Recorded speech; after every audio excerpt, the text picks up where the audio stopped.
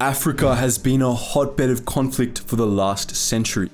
As the colonial regimes of the Old World withered, the shadow of the Cold War enveloped the continent. Vast natural resources were discovered and weapons proliferated, providing the means for idealists and renegades to take power for themselves. This is Untangling Africa, and in this episode, we're explaining the Second Liberian Civil War.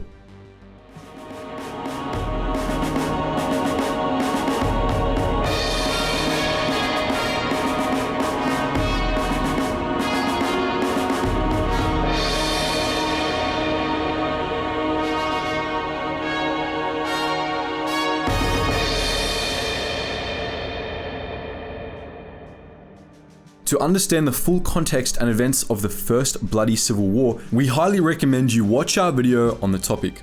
Here's a quick recap. Charles Taylor, a convicted fraudster, escaped justice in Liberia in 1984, only to resurface in neighboring Cote d'Ivoire 5 years later. With support from Libya's revolutionary leader, Colonel Gaddafi, Taylor raised an army and invaded Liberia. Marginalized people of the Cran group joined his cause, going head-to-head with government forces. Atrocities and war crimes were committed by all sides, and the major forces rapidly broke into several competing factions. West African forces known as ECOMOG and the UN got involved, but neither could stop the widespread violence and looting as Liberia was slowly torn apart. Peace conferences were held abroad, and it quickly became clear that Taylor's support was the key to stopping the violence. He played on this, gaining more and more concessions from the peacekeepers until, in 1996, the fighting stopped. He ran for the presidency in the UN-monitored 1997 general election and won. After taking office, Taylor's first policies emptied the national army of roughly 2,500 of his former enemies. He then replaced them with men loyal to him personally. Taylor saw himself as a political strongman destined to forge Greater Liberia. His state was an autocracy founded on coercion and funded by blood diamonds. Violence pervaded every administrative level. To survive in a state like this, a man needed a strong army, and no one's army was stronger than Taylor's. But he wasn't the only one who realized this. Roosevelt Johnson, whom you may remember as the head of Ulamo J, managed to survive the post-war purges and gather strength. This scared Taylor, so he lashed out. In September 1998, he trumped a charge of treason and then ordered an attack on Johnson's safehouse. A fierce gun battle ensued, with the die-hard men of Ulamo J making a last stand to buy Johnson time to escape. They were nearly all killed, but their sacrifice held the police back long enough for Johnson to get to the US Embassy. In the chaos, swaths of Monrovia were destroyed. The message to Liberia, however, was clear. No one messes with Charles Taylor. Rebels massed on Liberia's Guinean border. The Civil War and Taylor's repression had forced many to flee, and now they were back with a vengeance. This group called itself Liberians United for Reconciliation and Democracy, or LURD, and was sponsored by the Guinean government. Guinea was concerned about Taylor's sponsorship of the Revolutionary United Front in Sierra Leone. By 1999, two countries on their border had already been torn apart, largely because of Taylor, and Guinea did not want to become the third. Before they invaded, LURD allied itself with Sierra Leonean Camajors, a faction of the ongoing Sierra Leone Civil War that was both an organized criminal gang and a patriot militia. They crossed the border in the north, and Taylor sent out his best men to meet them. His best was the Anti-Terrorism Unit, or ATU. They were his enforcers. Incorporating the toughest and most brutal fighters from his old faction, the NPFL, and trained by South African mercenaries, the ATU left terror and corpses wherever it went. They were used like a Soviet blocking detachment to ensure Taylor's undisciplined irregular forces stayed in the fight. For the irregulars, facing the enemy was a whole lot less terrifying than the ATU. By 2001, LURD pushed Taylor's forces back, and despite counterattacks from the RUF in Sierra Leone, was still gaining ground. Taylor responded by jacking up the RUF's funding, which had the unintended consequence of angering the British, who had just intervened in Sierra Leone and were trying to establish peace. What had begun as a fight between pro- and anti-Taylor forces was now a complicated four-way war between 1. Britain, Guinea and half of Sierra Leone against 2. Liberia and the RUF, who were 3. Also battling a host of other Liberian and Guinean rebel groups, as well as 4. ECOMOG and the UN. As they approached Liberia's capital, Monrovia, LURD met increasingly well-organized resistance. This caused them to break off their direct assault. They chose to launch raids and hit-and-run attacks instead. These were extremely successful, and it wasn't long before LURD controlled large parts of Liberia, including the strategic center, Bongtown, the capital of Bong County. Panic whipped through Monrovia. Memories of the widespread destruction, cannibalism, and chaos of the last war were still fresh in people's minds.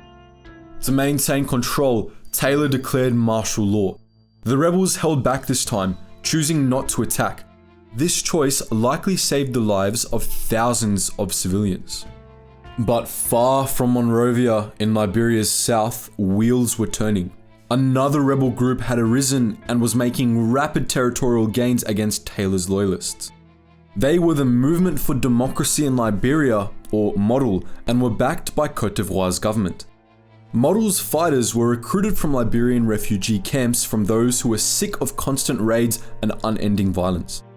By early 2003, they had captured large areas in Liberia's south and were pushing toward Monrovia. Combined with LURD's gains from the north, Taylor now controlled only 30% of his own country, but things were about to get even worse for him. A redeployment of fighters to battle MODEL in the south critically weakened Taylor's forces in the north, and LURD broke through. Taylor's men were unable to continue a war on two fronts and subsequently pulled back to the capital. LURD reached the outskirts of Monrovia in June 2003 and began a devastating 2-month siege. To rebuff them, Taylor pulled out all the stops. Child soldiers were conscripted inside the city en masse, and weapons were handed out with zero training. Mortar fire was so poorly aimed that it seemed to demolish buildings at random, contributing in no small part to the staggering number of civilian casualties. On the ground, people called the siege World War III, which was apt as it probably resembled the final days of the Battle of Berlin. Taylor had no way out. More of his city was destroyed every day, and the forces of his enemies encroached ever closer. Child soldiers hopped up on cocaine weren't a match for rebels with years of combat experience and modern equipment. The rotten house he had built for himself was finally crumbling around him. Perhaps the devout Christian in Taylor considered the words of Matthew, "For all those who take up the sword shall perish by the sword." LURD called a ceasefire in late July, and in August, Taylor officially resigned the presidency. While he flew into exile in Nigeria, crowds of civilians across Monrovia burst spontaneously into song and dance. They could not have been happier to see the end of his reign. ECOMOG forces and a small number of US Marines secured Monrovia while the UN organized an intervention to return Liberia to a functioning democracy. The United Nations mission in Liberia, UNMIL, deployed in September 2003 to monitor the fragile peace and disarm the rebel factions still at large in the countryside. Aid poured into the country from NGOs and the international community, but Liberia still has a long way to go. Over the border in Sierra Leone, the RUF was crippled by the loss of Taylor's support and by constant attacks from Britain, India, Guinea, Nigeria, and internal pro-government forces. One of Taylor's key men, Sam Bokkary, otherwise known as General Mosquito, lost a battle with his nemesis, General Mosquito Spray, and fled into Liberia. Just 2 months before his regime collapsed, Taylor suspected Mosquito of treachery and had him killed. General Butt Naked, the cannibal warlord that killed over 20,000 people in service to an ancient spirit that spoke to him when he was high, became a born-again Christian. After ingesting a copious amount of drugs, the commander hallucinated his own intervention, where Jesus told him to stop being a slave. Joshua Blaihi, as he is now known, is an evangelical preacher who continues to raise money and support for victims of war in West Africa, particularly child soldiers. He received amnesty for his crimes. Charles Taylor, on the other hand, didn't repent. He was charged with 11 counts of war crimes and crimes against humanity at the UN Special Council on Sierra Leone. He pleaded not guilty but was convicted on all 11 counts after a lengthy court process that finally concluded in April 2012. During the trial, it came out that Taylor had forced many to commit acts of cannibalism against their will, facilitated mass rapes, and celebrated military victories with human sacrifices. He denied everything and stated Jesus Christ was accused of being a murderer in his time. Taylor remains locked up in HM Prison Franklin in County Durham, England. He is due to be released in 2052, by which time he'll be 104 years old. But what do you think? Did Taylor's violent methods contain the seeds of his undoing? What would have happened if the RUF seized control of Sierra Leone? Do you think Blahi deserved amnesty? Was Taylor's sentence harsh enough? Let us know all that and more in the comments section below. And as always guys, thank you so much for watching and I hope you learned something new.